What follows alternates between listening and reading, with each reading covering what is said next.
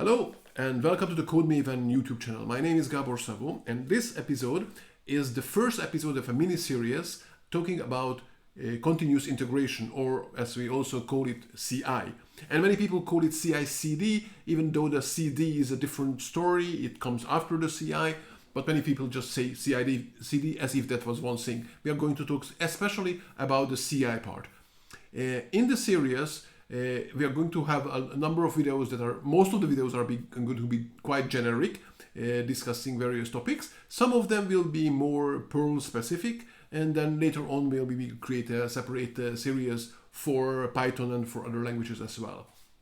So the first thing that we are going to talk about is what is CI and why is it useful for you as a developer, as an open source developer, and as a developer in general in closed source within companies. Then we are talking a little bit about Cpan Testers, which is a Perl specific topic, Cpan Testers, and the relation to what modern CI is, or what we are talking about CIs these days. What are the differences, what are the advantages, what value you get, both of them. We are going to go over the various cloud-based CI systems, especially the ones that are available for GitHub users, even though we'll probably also look at GitLab and Bitbucket as well later on. Then we'll go focus specifically on GitHub Actions. The reason that we are going to focus on is that the majority of the projects are hosted on GitHub, majority of open source projects are hosted on GitHub, and that GitHub Actions is the CI system that's most integrated with GitHub. It comes with GitHub. The others are all external to GitHub, and at least in this mini-series, we're going to focus on GitHub Actions.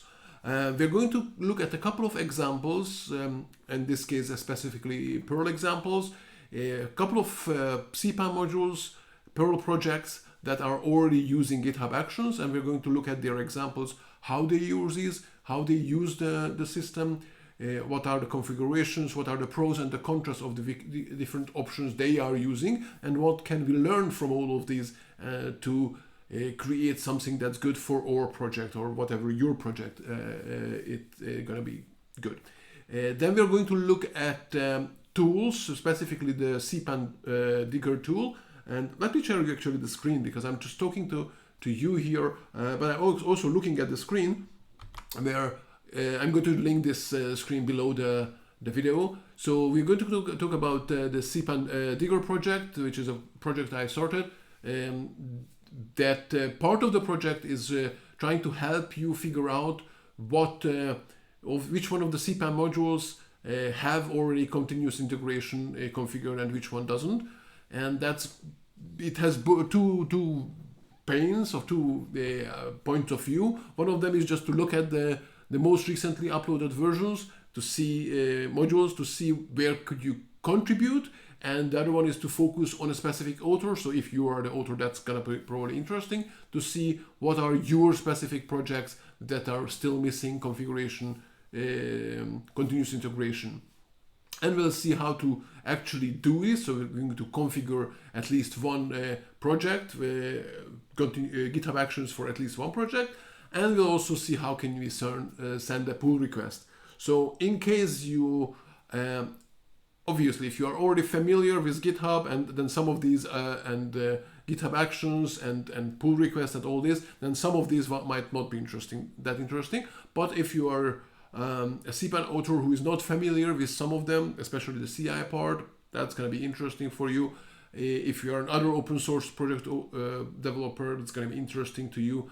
And if you're if you like just to go and start contributing to something, then it's going to be really interesting to you to find, because this is relatively low-hanging fruit. You don't really need to go deeply into the project in order to configure a CI system to it.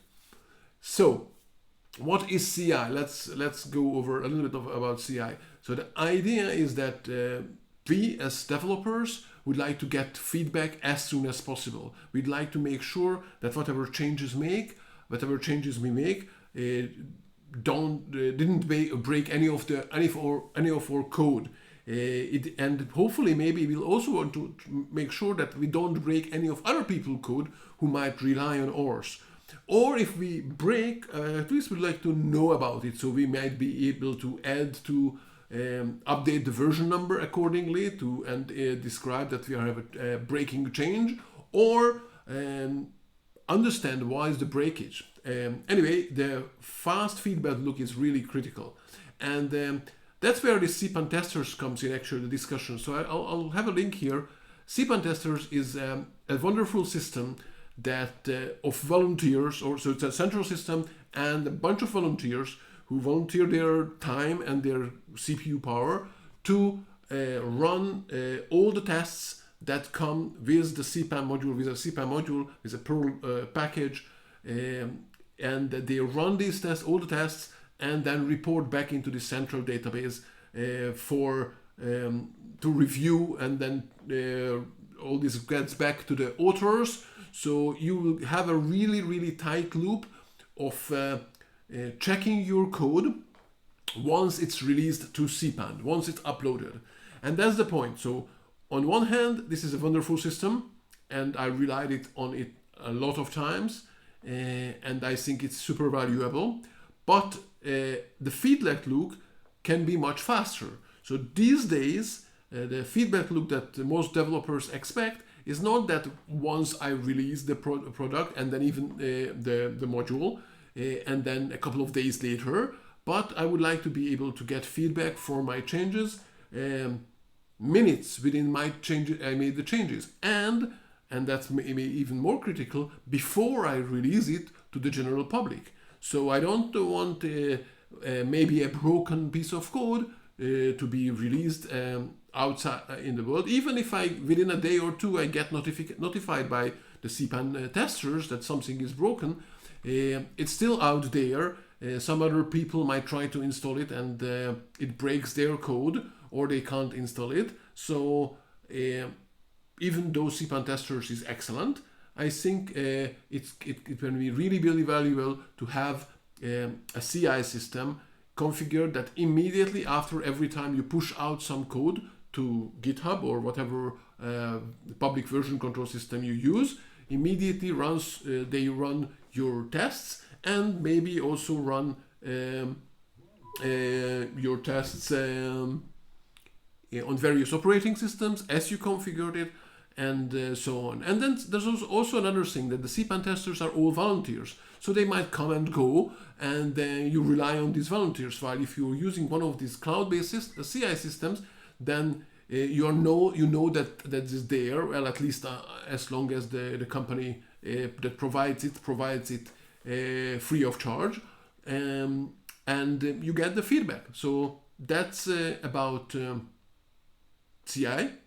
The importance of CI is, I can't really stress it enough, that getting this feedback as soon as possible is how critical it is, because there are various researchers that show that the longer it takes for you to get the feedback from the time you make the error in your code, the longer it's going to take to fix that code, because you already forgotten what you did. If it's a couple of days later, you might be relying on the bug, on the incorrect behavior in some other places already, and so it can be a lot more costly to do it, a lot more time consuming, and in any case, you probably don't want to release something which is broken, and a CI system can provide you before the release the feedback, and it can also provide you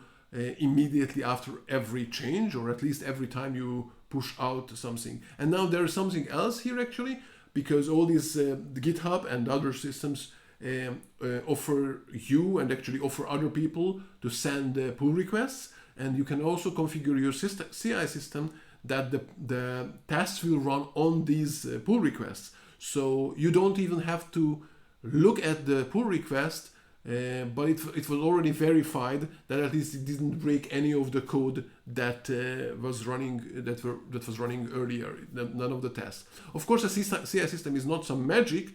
It can only execute the tests that you wrote.